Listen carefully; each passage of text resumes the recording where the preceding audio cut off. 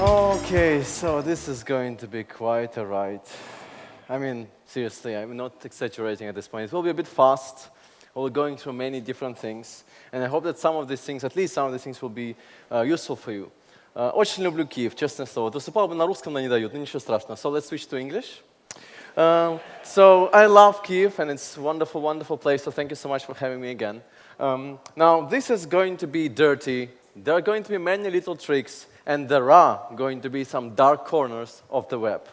Now, I have to ask you, how comfortable do you feel with dirty tricks? So, who feels very comfortable with dirty tricks? Okay, who not so much? I mean, there must be some fans of purity and semantics and stuff. Now, we have 755 slides to go through, so we better get faster to the point. And I'm going to skip this. It's not so important, not so important, not so important. Let's do this. Now, this is going to be a game, and this is going to be a tough game to play with some sound effects to play along. So, this is a game which is all about different front-end techniques. And all the different things that I experienced in my project, I was working kind of with my colleagues that experienced kind of similar problems. And I'm going to pose challenges, quite complicated challenges, I would say. And it will be up to you to find out just the right solution for just the right problem, right? And of course, to make it a bit more interesting, because it's a game, if you have a right answer, I'm going to throw a chocolate at you. I hope you appreciate the timing here. So we have a lot of chocolate here, so there is a good reason to participate, all right? So you ready to play? That's nothing. That's like, come on, are you ready to play? Yeah. All right, so let's do this. Now, again, we have to figure out the level first.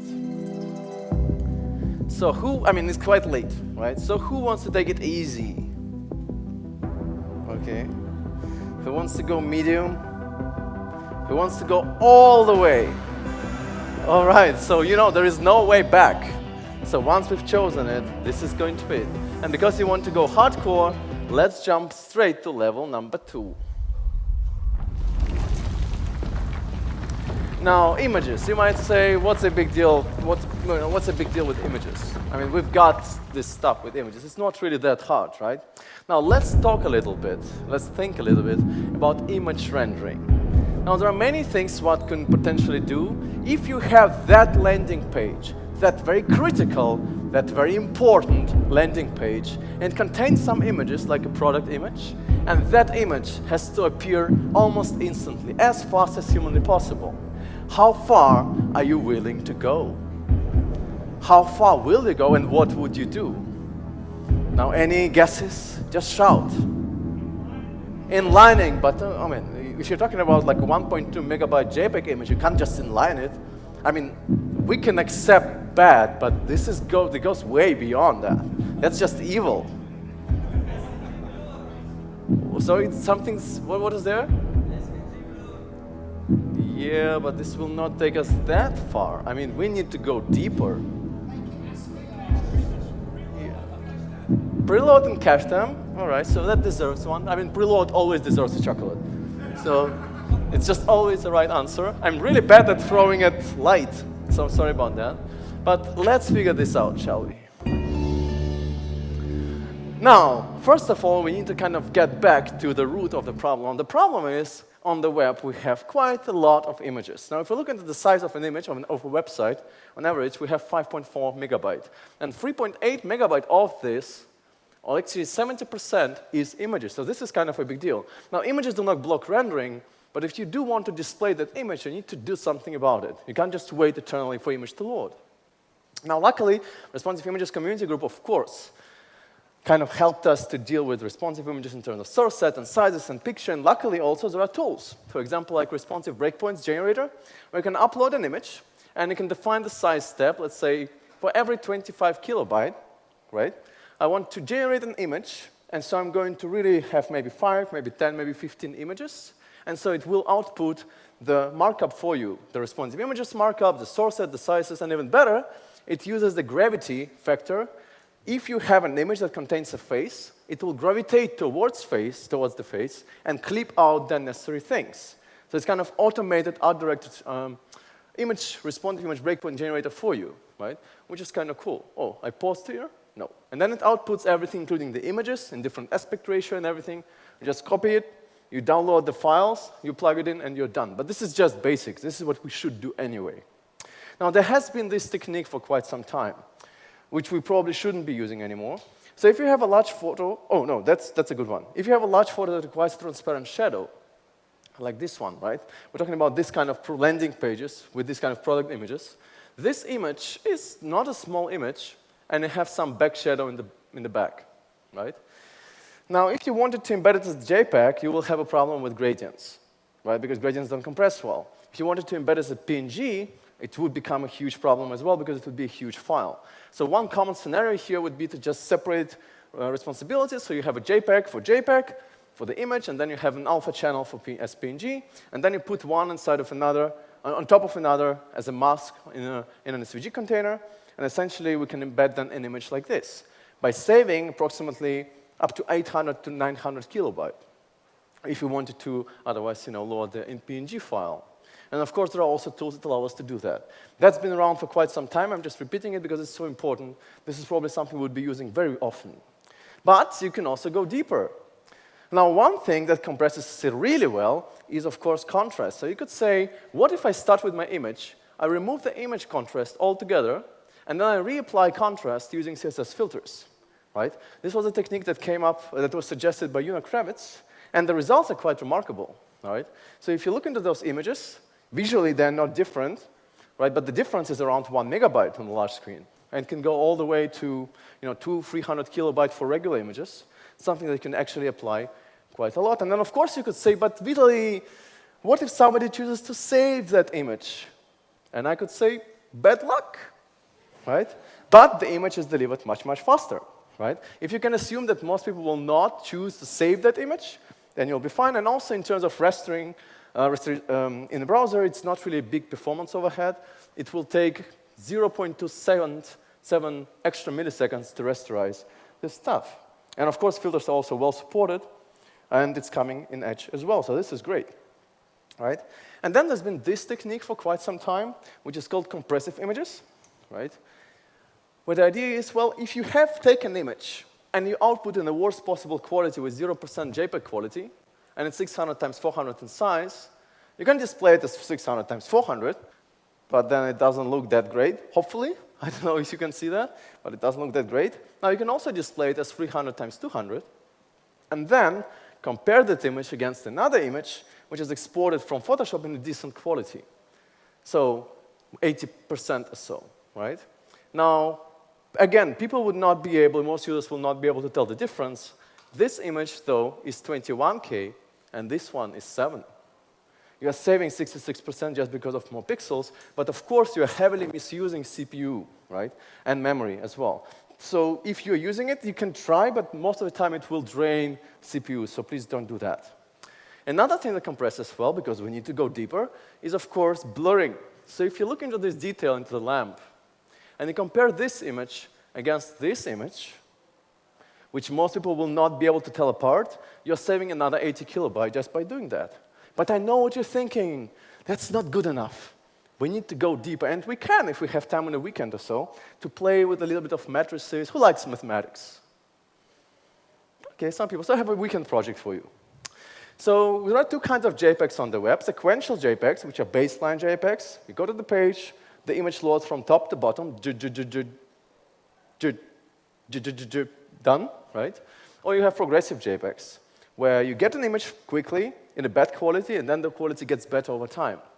Now, most images probably should be progressive, but if we look into how progressive images work, well, the reason why they have these steps or levels is because they have different levels encoded as well as thumbnails.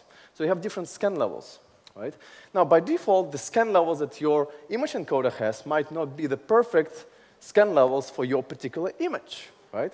So you could go ahead and say, maybe we can play with it a little bit, find just the right coefficients for just the right matrices to find out that level when we actually can start rendering, even on the second scan, much, much faster, so the structure is visible right away. So your goal is to ship fast and show soon. And to do that, you can just play a little bit with matrices. Who doesn't like that, right, over the weekend? And then find as just the right result so that even on the second scan, you already have a perfect structure. Now, the colors are off, and there are also very limited, there's a very limited palette of colors, right? But the difference between the second and the third and the fourth is just colors. The structure is kicking in faster, so you can save another 70 to 80 milliseconds on that. And I know that you probably don't want to do that over the weekend, so if you choose one JPEG encoder that kind of automates this for you, you can either use Adapt or Most JPEG, and this would be my favorite one. But of course, our Swiss friends from Google like bread and cheese, so everything that comes from that team is called Grützli or Brotli or anything of that kind. So they announced Grützli, which is a new open source encoder. It's really, really good, so it helps you save another maybe 10% or so.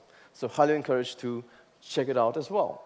And of course, when we have a conversation about images, we need to talk about the most important format, which is, of course, GIF. Please don't use GIF, right? That's the rule. If you can, because you can always export it into, or convert it into MP4, and load MP4 instead with looping and autoplay and everything that you ever wanted. So the footprint will be much, much lower in terms of transfer and unload and decode as well, right? But I know what you're thinking, but that's not good enough, right? We need to go deeper. What if you have that perfect client? That client that sends you a low-resolution artifact, and this artifact has to go to the big landing page and look wonderful on the Retina screen. What do you do then? You cannot upscale an image. Or can you?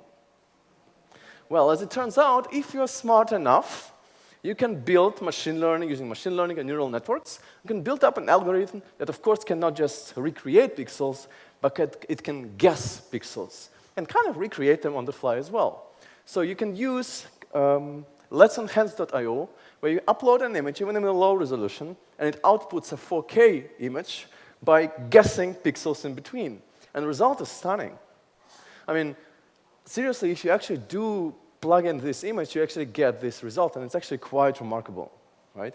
And so, if you haven't played with it, just look into Let's Enhance.io.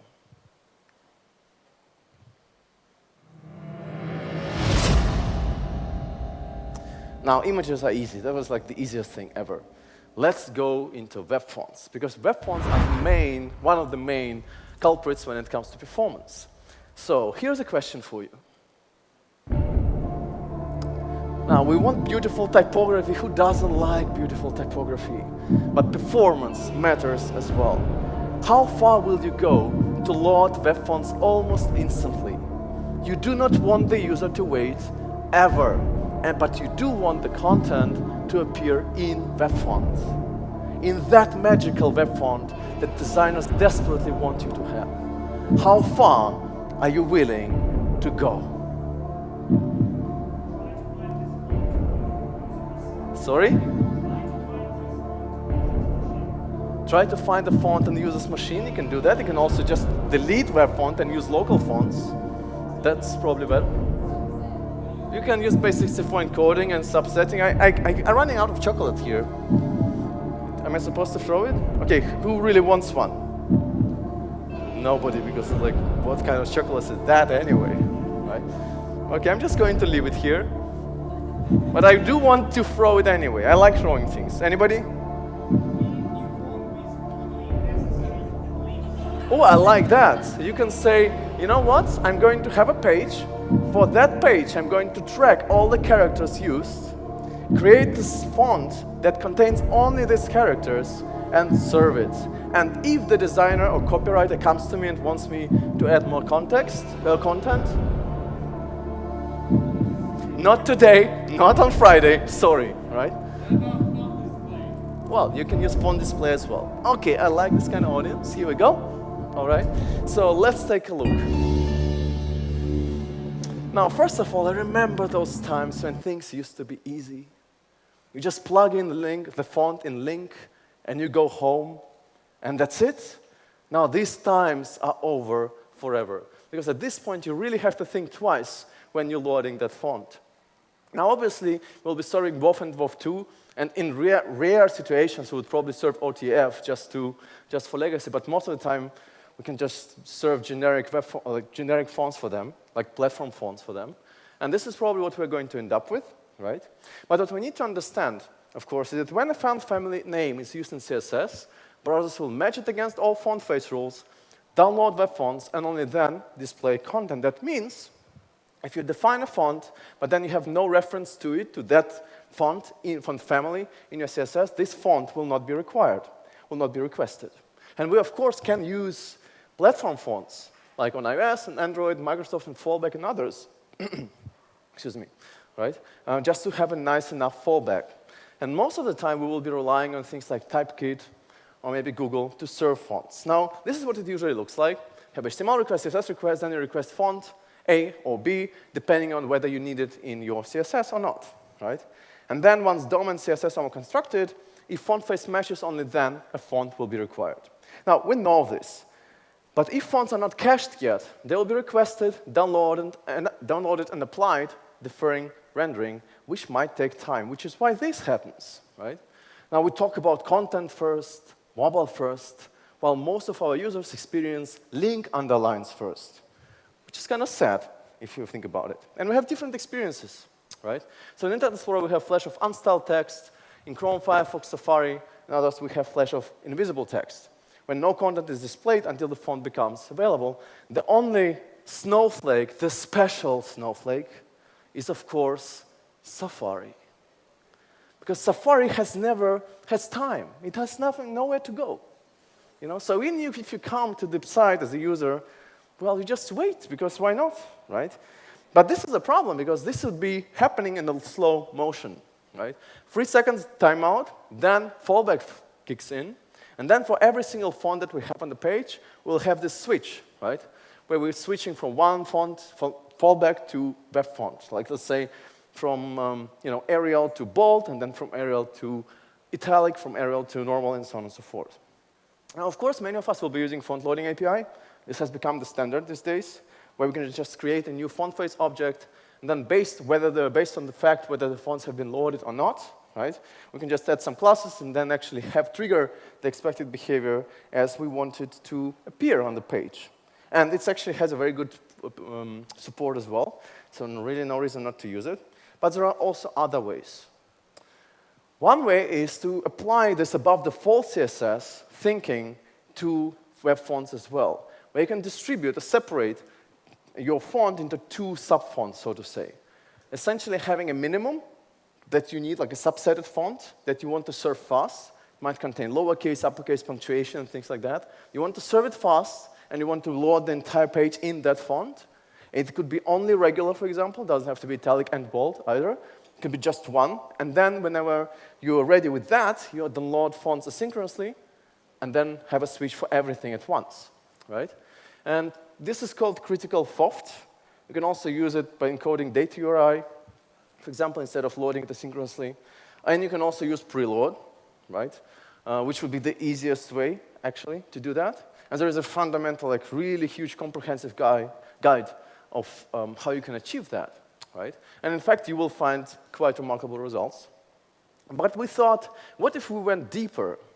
And so we decided to come up with a new acronym that you feel free to tattoo it or use it in your academic papers.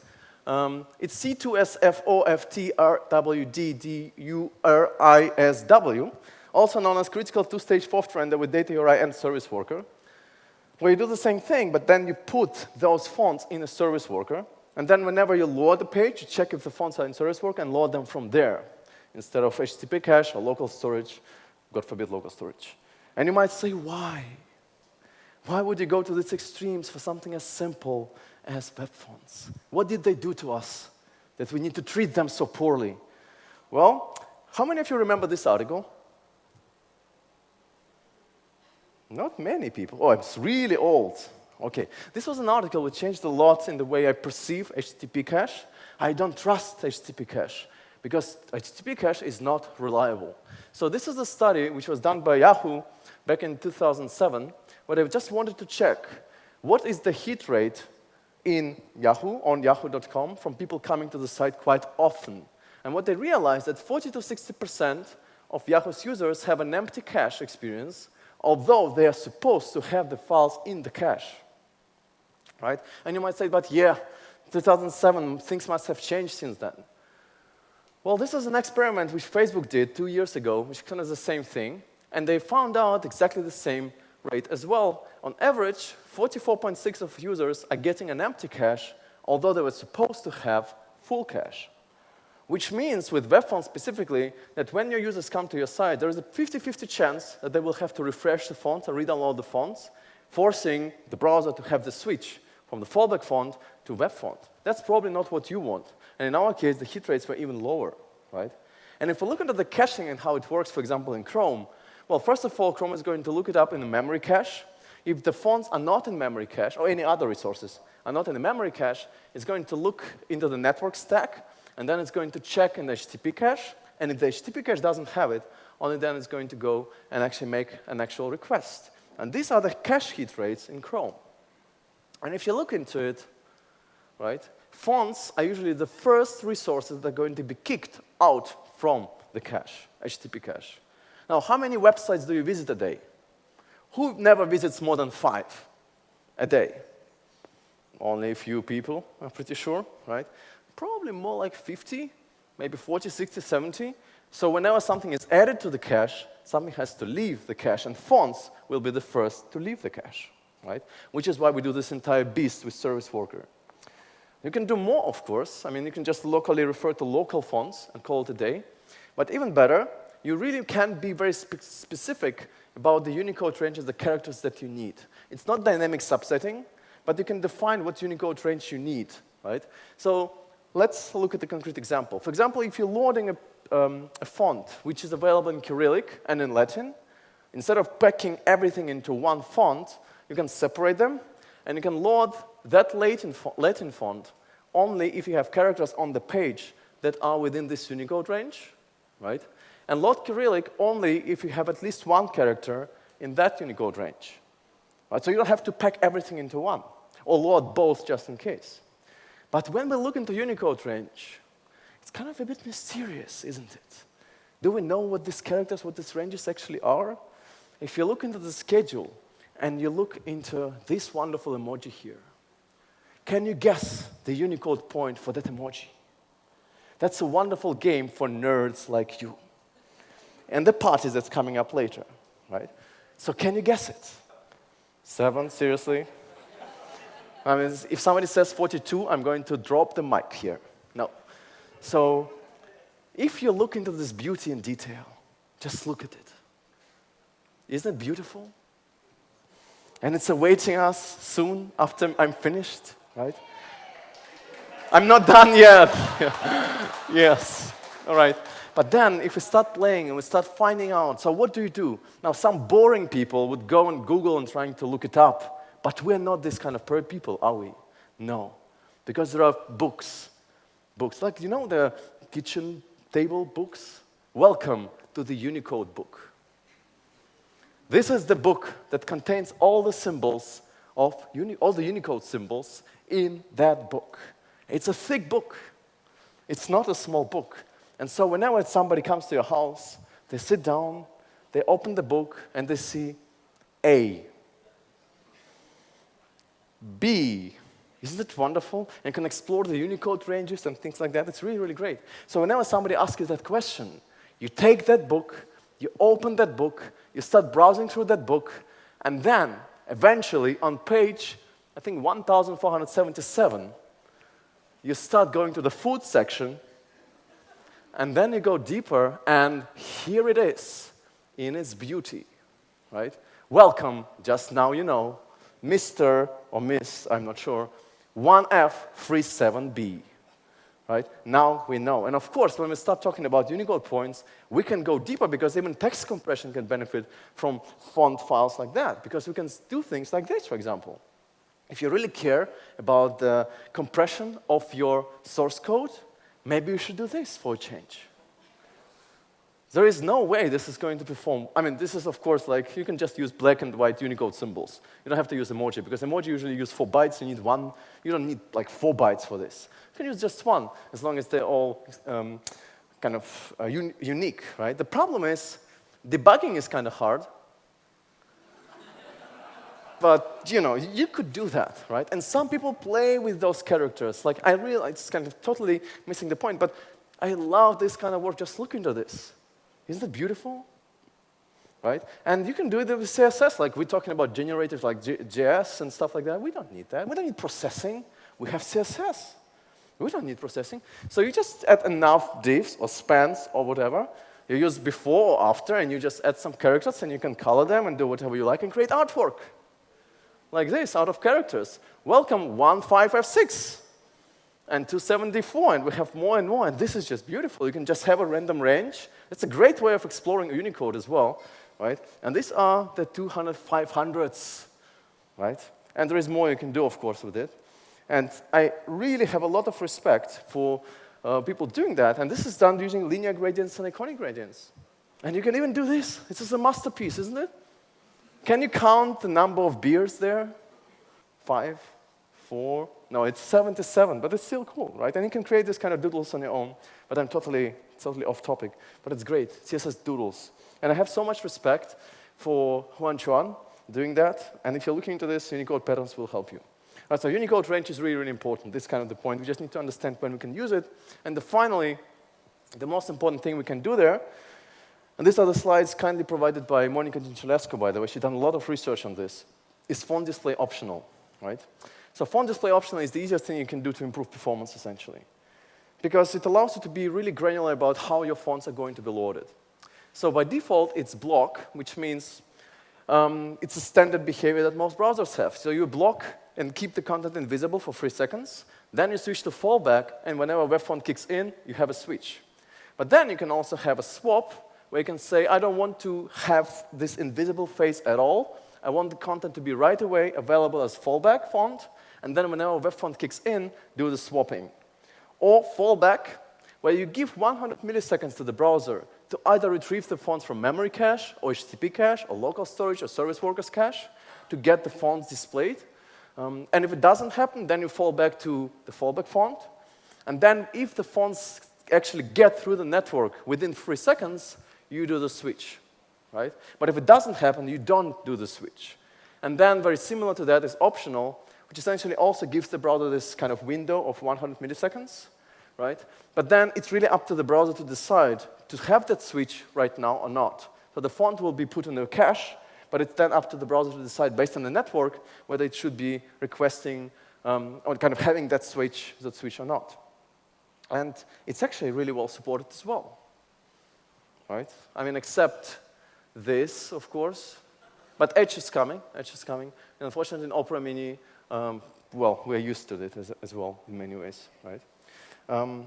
And then the last thing you can do is minimize jarring, right? Because if you have this switch from fallback to web font, sometimes you want it to be kind of close enough so it's not too weird when you have that switch. And so this is what you can do. You can say, well, I'm going to try to map my fallback font against the web font. And there's a wonderful tool by Monica called Font Style Matcher. Use it all the time, like all the time when we do consultancy and stuff. And you can just copy CSS and you're done. It just kind of matches the ligatures and letter spacing and word spacing and other things. Really, really well done, right? And then finally, one more thing here. Because of course, I mean, here we have iOS, Android, Microsoft, and some fallback fonts, but we can go and use the entire stack on different platforms. This is probably the most comprehensive thing you can find. And so your stack could look like this. And maybe sometimes even you can just kill web fonts altogether because native fonts are actually pretty decent anyway. Right? And of course, you can also potentially use this kind of stuff if you have a low battery. For example, maybe we should not load web fonts altogether. And there is a battery status API, which has been removed from Firefox. It's still available in Chrome. It's really up to you to see if you want to use it or not. And you can also use device memory header at this point with client hints to maybe load fonts only if you really need them. Right? And this is, again, where variable fonts that we talked about yesterday already will become extremely more important, even more important, just because if you want to support a large variety of different typefaces, then you will have to deal with this kind of techniques a lot. So if you're interested in this kind of stuff, it's a great, great talk by Monica about that. Oh no, we have a bonus level. And once we covered the most important things, we kind of need to look into the dirty, shady side of things, right? And this is where, of course, third-party scripts come into play. So, of course, you know that the tag managers, the ad scripts, all the wonderful analytics tools that we put on the page, put on the site, to make sure that we know exactly what the customer is doing. Wonderful tools in times of GDPR, which is coming into power today, right? Wonderful, but how are we going to deal with them? Because these scripts get access to the entire DOM. Usually, they're embedded using the script tag, so we give them access to everything. And they come, and they don't come alone, do they? No, they bring their friends, and the friends of their friends, and you end up with 7th party scripts and 8th party scripts, and they trash you.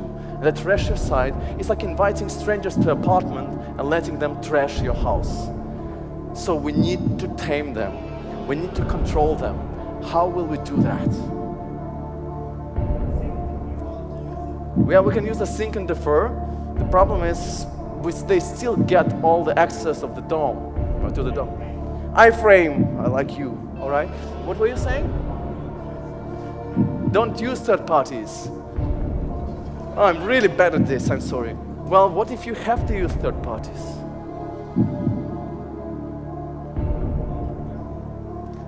Somebody there wants chocolate, I'm sure. Oh, I'm pretty good, I'm getting better at this. That's pretty cool. All right, so let's have it, shall we? Now, we need to get to the bottom of these third-party scripts and really understand what the hell we're going to do with them. And the problem is, they really ruin the dedicated performance effort. You might have a dedicated performance team, but if you don't control what's happening in terms of third parties, they really ruin the entire experience. They are heavily influencing end-user experience, but the metrics isn't really influenced by end-user experience. It's influenced by data, right? And we can't control them much. Now, the problem is that they're very unknown and dynamic resources. We don't really know from which origins we're going to get those scripts, right? We don't know the hosts, we don't know the resources, we just have no idea. So, first of all, of course, we need to understand the impact that these scripts have, and there are tools for this, like request map, which allows you to build a map of all the scripts and what they do and what they actually call, and the impact of those scripts as well. And if we look into a regular site, like let's say autoguide.com, right? I mean, they are loading behind the scenes 144 scripts. That's a lot of scripts. And of course, in order to make sense of it, right? Of course, they may be deferred and using a sync and stuff like that. But one way or another, when you're scrolling, you will actually feel the lag because there are tons of tracking pixels everywhere, right? And so if you look into the request map, you can actually explore and see exactly what is happening. And you can see that there are some scripts that are more expensive, meaning they might be calling fourth party, might be calling fifth party, and so on and so forth, right? And if you look into the bottom-up view in Chrome, you'll find out that some of them, like double-click here, I mean, seriously, it takes 1 second, 1 full second for them to execute and parse. That's just ridiculous. That's really, really expensive. Whenever you add a script, whenever you add a third party, there is a cost associated with it, always, right? And even if you don't do that, you might really end up draining everything. Well, if you even live in YouTube now, there are ads that actually use CPU to drain and mine cryptocurrency. Do you want to be used to mine cryptocurrency for somebody else? I don't, right? So this is why, of course, Google, who wants to make the world a better place, decided to introduce an ad blocker on February 15th, 2018. Of course, it blocks all the ads except Google's, and so essentially you are better off. And yes, you are better off in many ways, but again, this is some ads are, of course, getting through. Most of the time, of course, Google's ads will be getting through. And it's interesting, of course, on the other side, why is it important as well? Well, because Google Chrome is going to remove the secure indicator, the padlock, the green padlock icon, starting from Chrome 71 in September, which means that sites that are not secure will be marked as not secure, and essentially assuming that secure is default these days, which is great, right? So essentially, eventually, whenever you're running HTTPS, it's just the default. But then if you're not running HTTPS, or you have third-party scripts which are doing something strange, they will be hopefully blocked. But if not, well, this is what you're going to end up with. Now, Google Chrome's native ad blocker, again, is one thing that's kind of helpful. But we have another thing coming in today, right? And I'm kind of really lucky to be standing on the stage today. I mean, I don't know about you. I'm really excited about GDPR and its impact on users. I think we're going to have much faster websites as a result, just because many people are a bit afraid of what is going to happen, so they just don't load scripts these days, which I think is great. I don't mind. Right? The problem there is GDPR has an impact on third parties as well. If you're loading Twitter, if you're loading Facebook like buttons, or anything, and so you have third parties on your site, and if they are collecting data via the script tag, because they get embedded via the script tag, well, if the customer, your user, decides to remove all the data, which is your responsibility to provide, it's also your responsibility then to prompt third parties via their API to delete all the data that they have about just your customer, right? So you need to be aware of that. And if you have 144 scripts, good luck with that, right? This is going to be quite a journey, right? And so just in case, this has been very helpful for us. Maybe we can talk during the party later what we decided to do. And there is also tons of GDPR as a service now. You just pay $49 a month, and you'll be GDPR compliant, right? Well, this is a nice business idea for the future, right? But then again, this is just on the side note. So, okay, now we know, if we know what third-party scripts we have, we need to deal with them somehow. So first of all, we can just decide to block and see what happens in terms of performance, in terms of conversion, and things like that. But you can also automate it. And this tip comes from Harry Roberts, who's been doing that for quite some time. And again, if you go to request map perf tools, and you run your test against web page test, you get this hash. You can plug it into request map, and generates that map. You can then click on this download CSV data at the bottom. You generate the entire list of all the third parties that you use on the site, or on the page. You can actually strip all the unnecessary stuff, put it in web page test back again, where you can block requests from all third parties, and then you get another web page test score, and you can then create this nice chart where you compare what happens if you don't have third parties, and what happens if you do have third parties. Maybe there are some critical ones, so you keep them alive, but this gives you data that you can actually work with. So you can create this kind of spreadsheets, and then you can see, oh, this one, buy-sell ads here, it's 130 kilobyte, right? And its mean time is 145 seconds. And if there is one which takes like 500 milliseconds to respond, maybe you should be thinking twice about using it or not.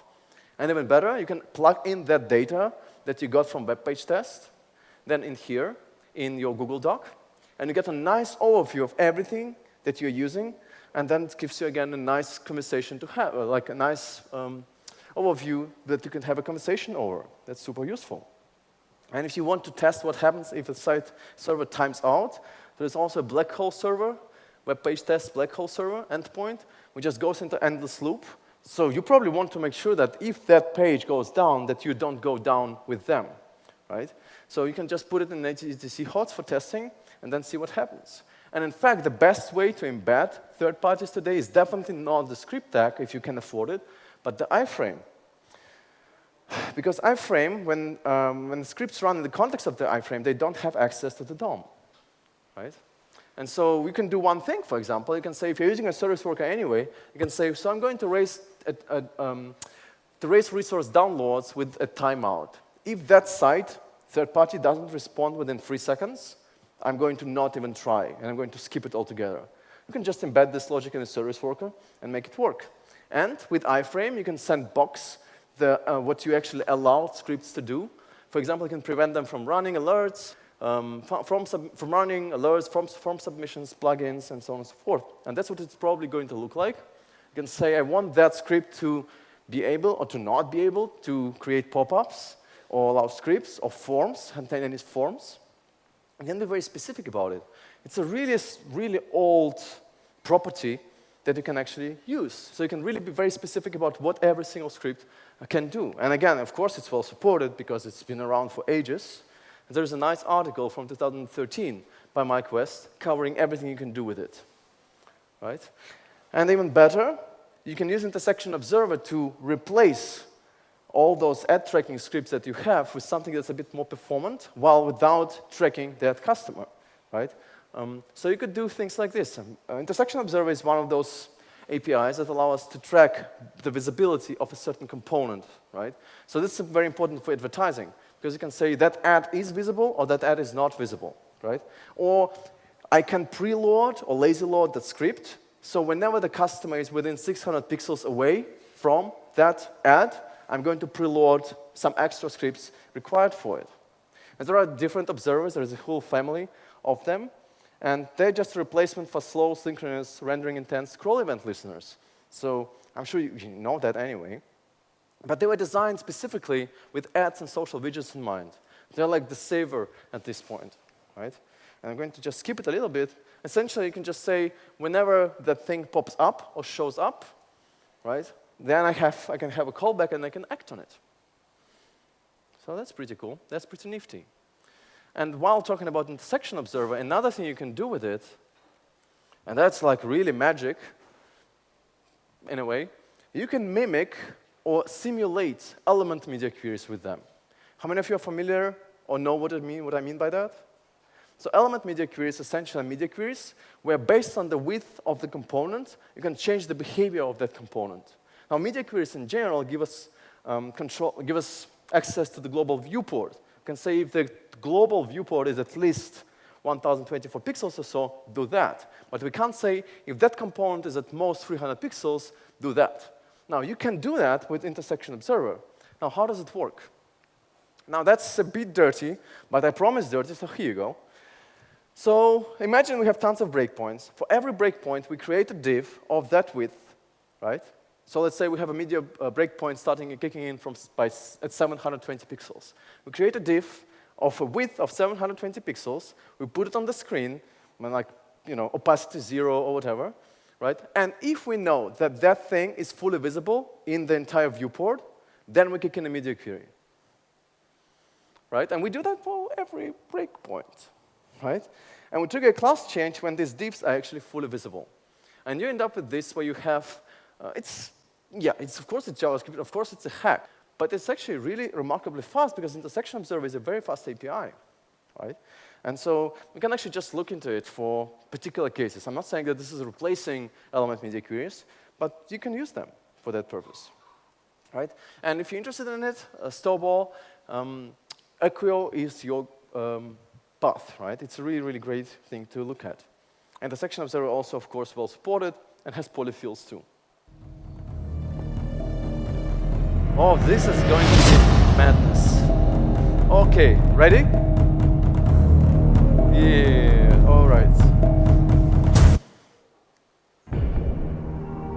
You've been promoted to build advanced, interactive, responsive HTML emails. In fact, your current title says, I'm a full-stack interactive email developer. Here's a question. Now, email is a very difficult media to work with, right? What if you have somebody coming to you and telling you, we have this image, it's a very important image. That image has to be visible to everybody, no matter what.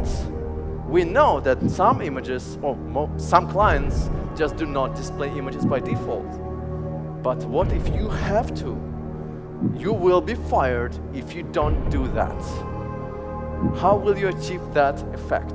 That image has to be visible no matter what. Any ideas?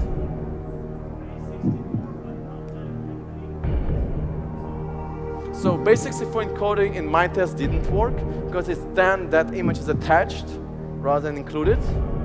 I don't know how you would include it, so you can show it to me later maybe. You will still get the chocolate. Sorry? ASCII. Yeah, but ASCII is not the same as an image. ASCII is great. You can get 5 chocolates for ASCII, but it's not the same. Yeah? Yes. Oh, I did forget to include that sound. That was sad. Okay. So essentially, the idea is very simple. It's like really going back in time when things used to be much, much different. Now, you have an image, let's say 250 pixels times 250 pixels. Now, that's pixels, right? So if we take every pixel, Yes. Oh, yes. We take a pixel, and then every pixel could be represented as a 1 times 1 TD with the background color applied to it. We use border collapse, and voila, you're done, right? And even better, if you wrap a link around it, it will work like charm in Outlook 2013, right? I don't know why, but it does. So welcome to the world of email development.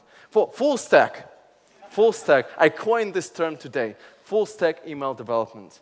Now, let's look into this world, because after this session, I'm pretty certain that some of you will want to embark on this journey, or never, one way or another.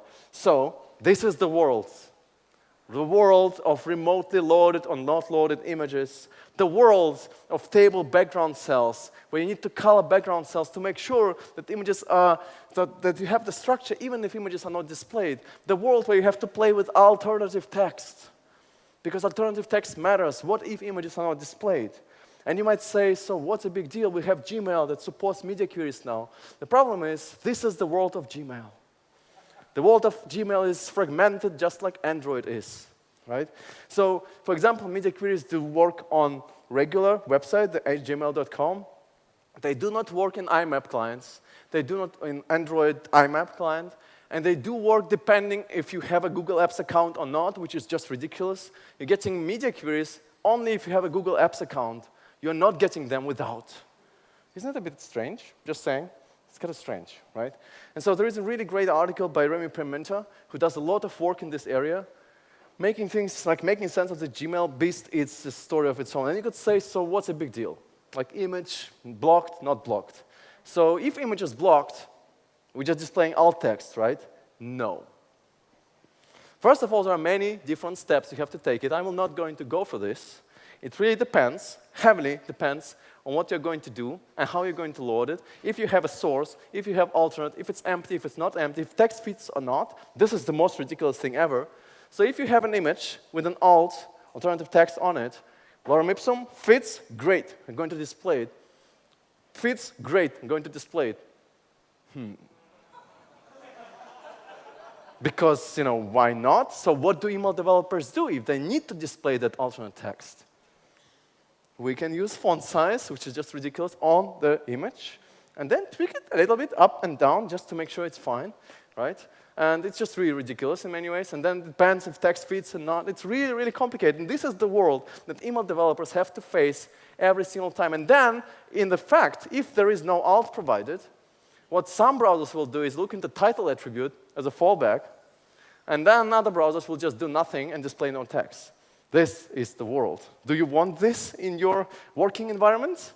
Just as a reference chart to print out? Could be interesting, right? But of course, email developers are creative people. I mean, who is actually building email by almost every week or so? Okay, once a month. Okay, let's look at these wonderful people. We need to hug them all together. They are really, really creative and really, really good. Because you can do this. So images are not displayed, so what? We'll find a way. Right?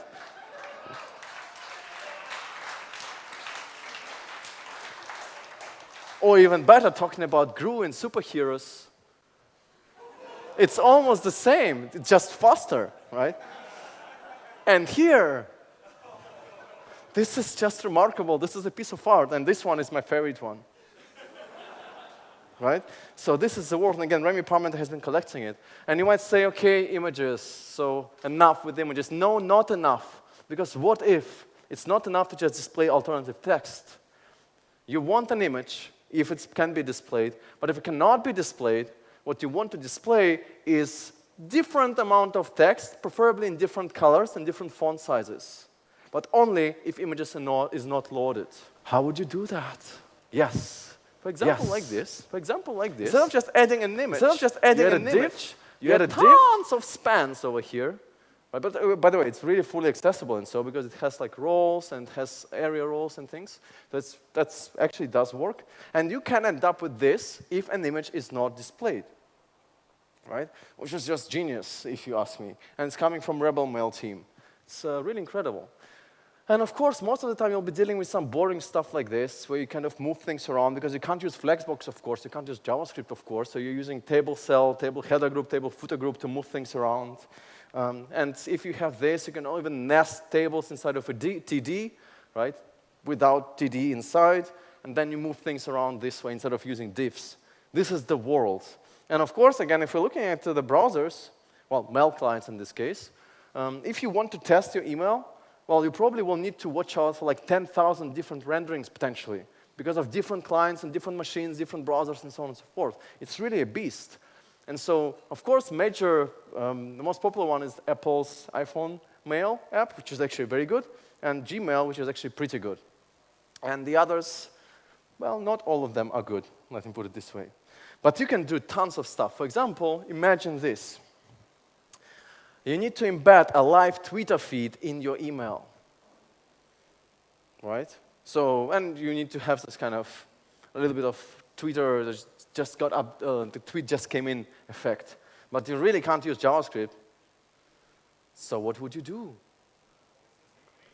Yeah, you would use CSS animation, but how do you get those tweets in live time, in real time? So every time you open an image, and open the email, it should be up to date. Move to Telegram. That doesn't help here.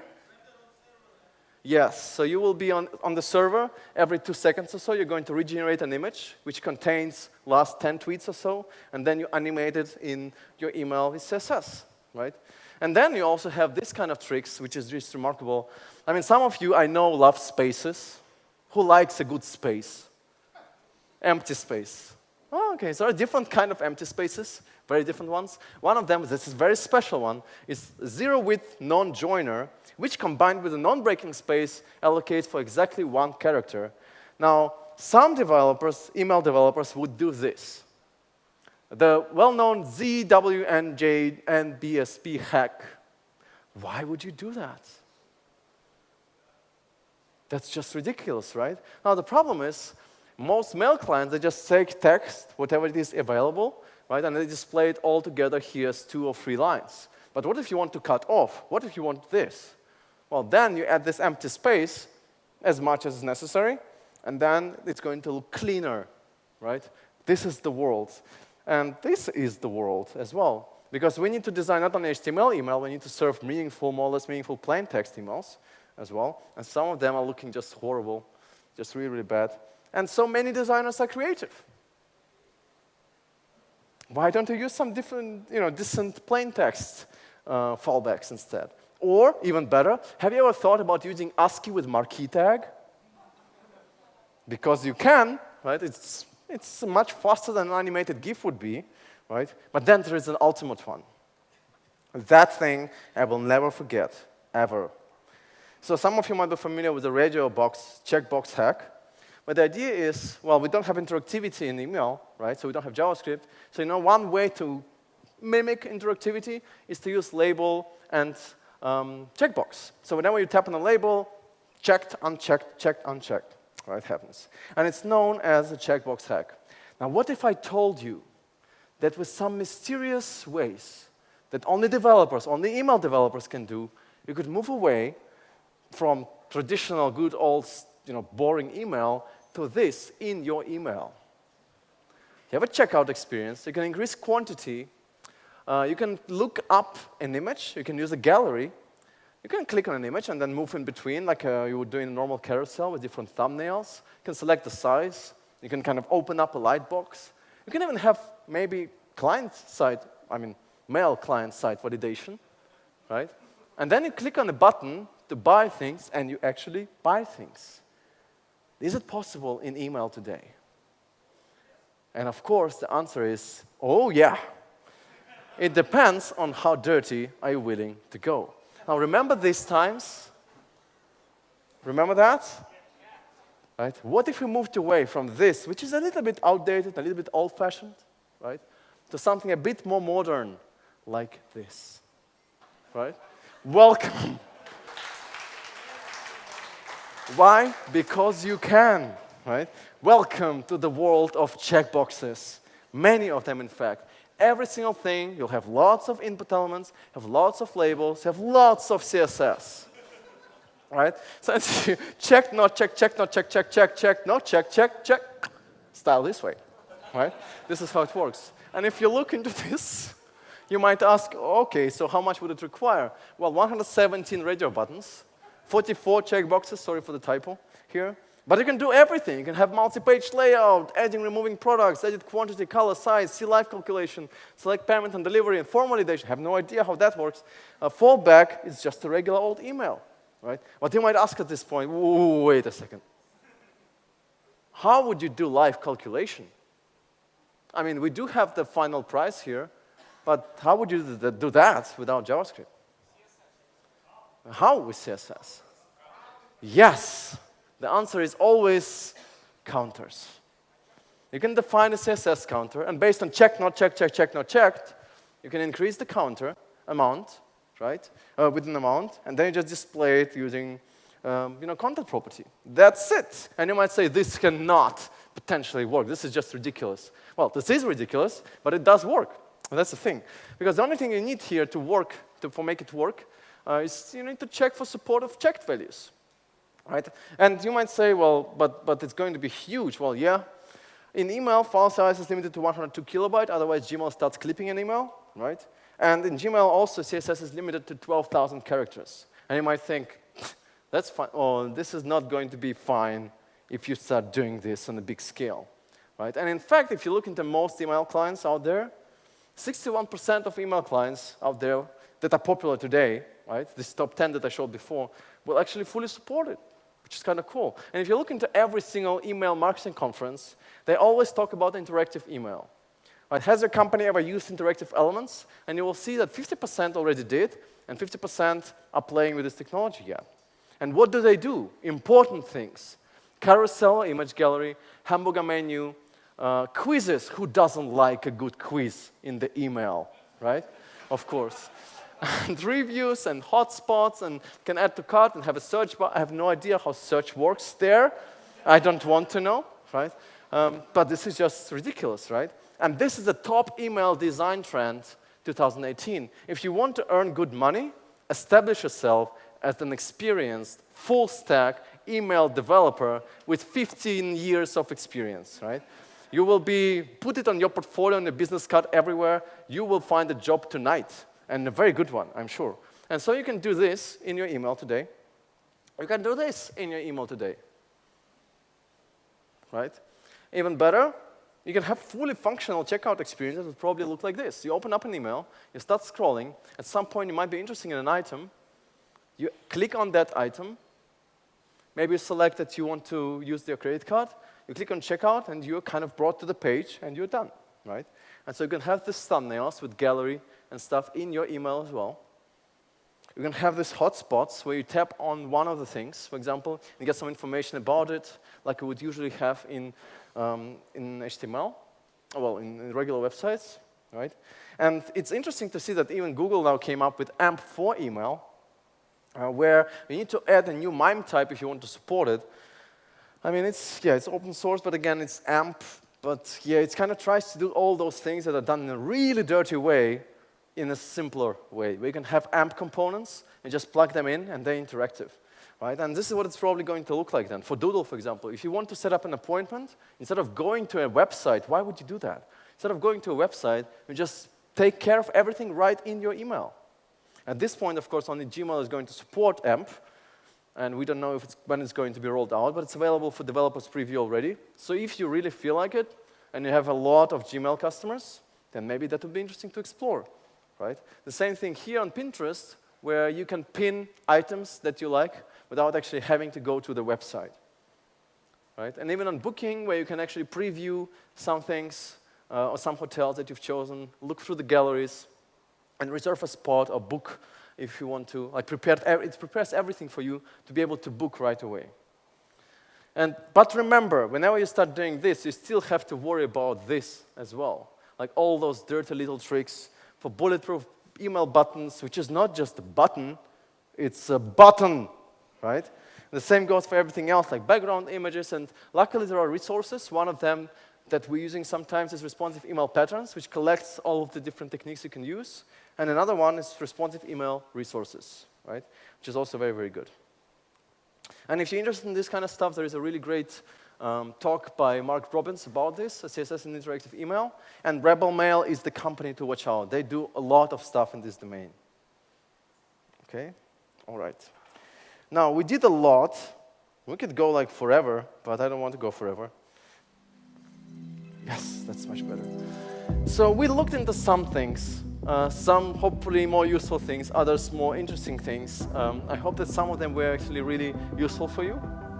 But what I want to leave you with, it doesn't matter what technique you end up using, and it doesn't matter what your problem is. I think that every time you try to make something perfect, it's not going to work. Just because there are always something in between. You will never come up with a perfect idea or perfect solution. Maybe that's just okay. So welcome to the world that we're living in of front-end in 2018. And welcome specifically to my world, which is just a short video, 1 minute, but it tells you how we live. And we should just embrace it.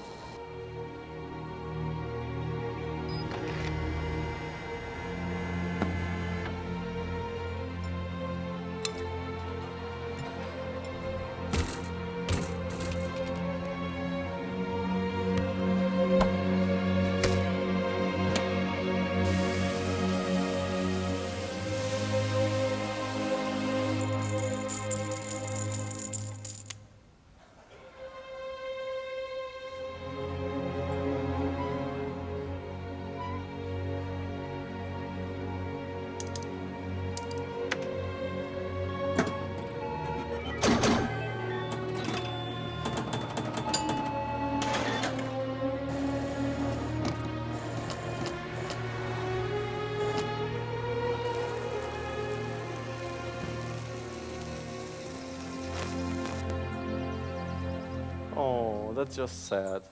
Thank you so much for Parallel Studio for designing, for building, for making it work. And it's a bit sad, but I have cats. That's okay. Cats always help. Cats, cats, and thank you for playing.